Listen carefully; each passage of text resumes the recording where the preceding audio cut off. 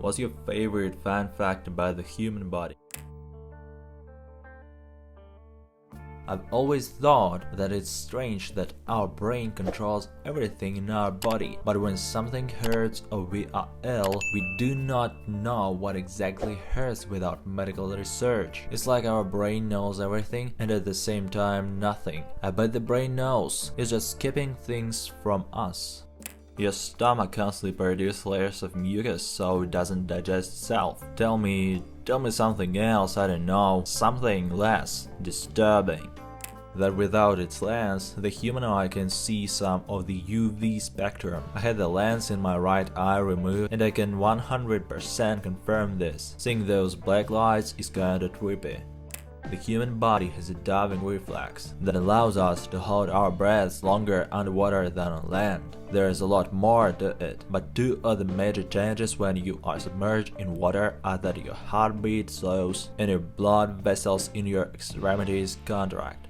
As a result of those and many other reactions, your body uses less oxygen and you can go longer before taking another breath. My personal favorite thing about this fact is that my 6-year-old taught me about it. I thought it sounded silly and said, "No, you can really hold your breath longer in water." He insisted he learned it in school, so I looked it up and stood corrected. Brain organ itself cannot feel pain, but it can feel the pain from all other parts of the bodies. Your tongue never fits perfectly in your mouth.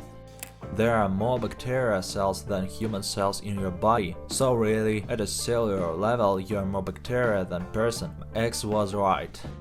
When a person is first conceived and forming as a person, the first thing to form on the fetus is a little tube from one side of the bundle of cells to the other. This will go on to become the GI tract, with each end being the mouth and anus. At one time, we were on nothing more than a mouth and a in much the same way that everyone has their own fingerprints and retinal patterns, every anus is unique. Just think, in another few years, we might be skewering our data with an entirely new process.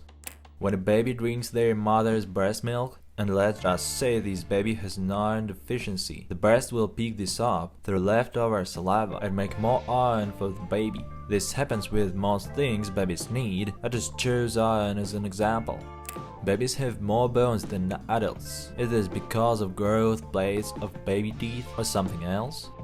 Technically speaking, your heart is capable of regenerating itself. Newborn baby's heart can do it, but we lose this ability when we grow up. Lots of scientists around the world are working on why we lose that ability. One hypothesis is that our blood pressure is blocking new heart cells production. You can live normally with half your brain removed. Brain plasticity is amazing and is the reason why you can learn new stuff even when old. The plasticity is better when you're younger, but still, in some diseases like some epileptic syndrome, you need to remove huge chunks of the brain, sometimes a whole hemisphere. If done right and on young patients, the kids will recover motricity, speech, and will have no visible cognitive defects. They'll still have a limb, a blind eye, and one non-functioning arm, but they'd still be able to live a normal life.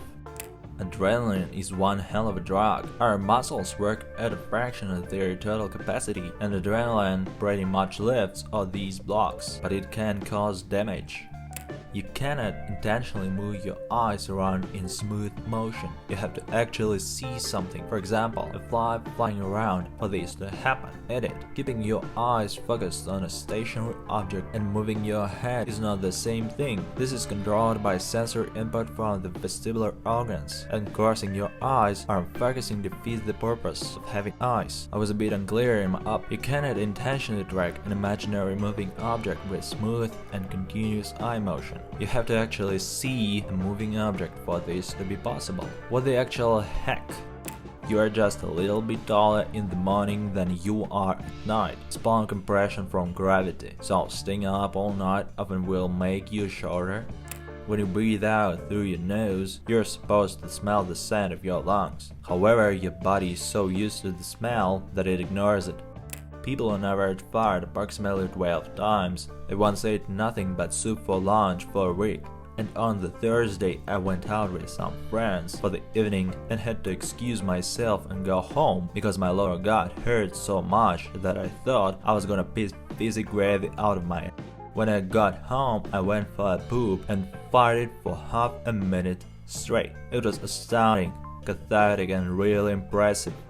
Under the age of about 5, we're a starfish. If you cut off the tip of a finger about that first knuckle, it will grow back completely normal, nail and all. Source: my 2-year-old accidentally got his finger slammed in a shut door. It took the tip off and broke the bone. We held pressure to stop the hemorrhage, stuck the tip on ice, rushed to the ER, and they couldn't reattach it. I was so sad that his wedding ring finger would be permanently disfigured. So the plastic surgeon 2 days later, who said change the wound dressing twice a day, and no surgery was needed because it would generate itself. Couldn't believe him, son of a. It grew back completely normal, nail and all, and now I had to remind myself which finger it was because I can tell the difference. Pointing fingers at the bath is a nerve response. People with nerve damage don't get their fingers wrinkled. There will never be a cure for the common cold because the common cold isn't a single virus. It's many different viruses that share the property of being basically harmless, but will still make your immune system go bad. They're basically an allergen at the cellular level. Your immune system has blind spots to keep itself from attacking the body's own tissues. One of the most notable blind spots is the inside of your eyes, in which the outer layer of your eyes protects the inside from your own immune system. If you ever get an injury that penetrates that outer layer, your immune system will actually start to destroy your eye.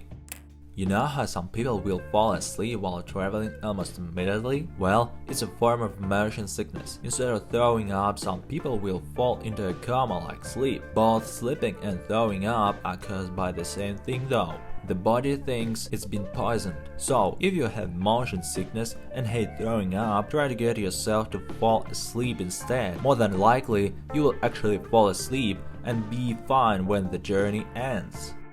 When a baby is born, their blood volume is comparable to a can of soda. Waking up in a cold one with the boys.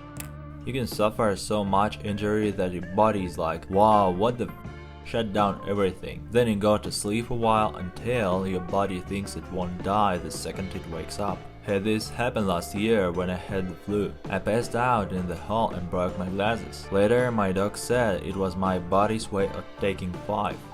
Sunburn is basically your skin cells realizing they've become mutated and then killing themselves so as not to spread the mutation and make way for new cells. They basically commit suicide for the good of the colony, unless one of them doesn't, and then you have cancer.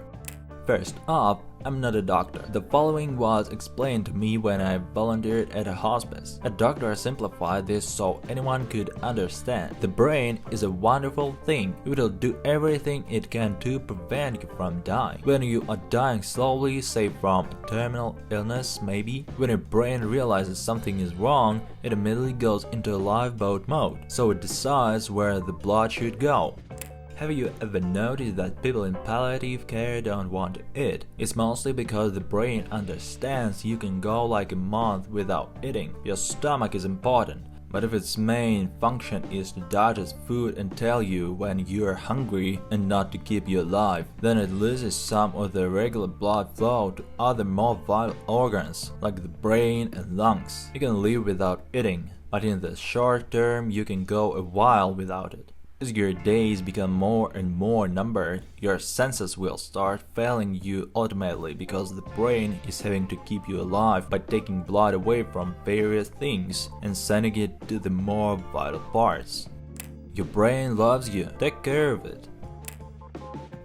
Thanks a lot for watching and don't forget to watch other videos.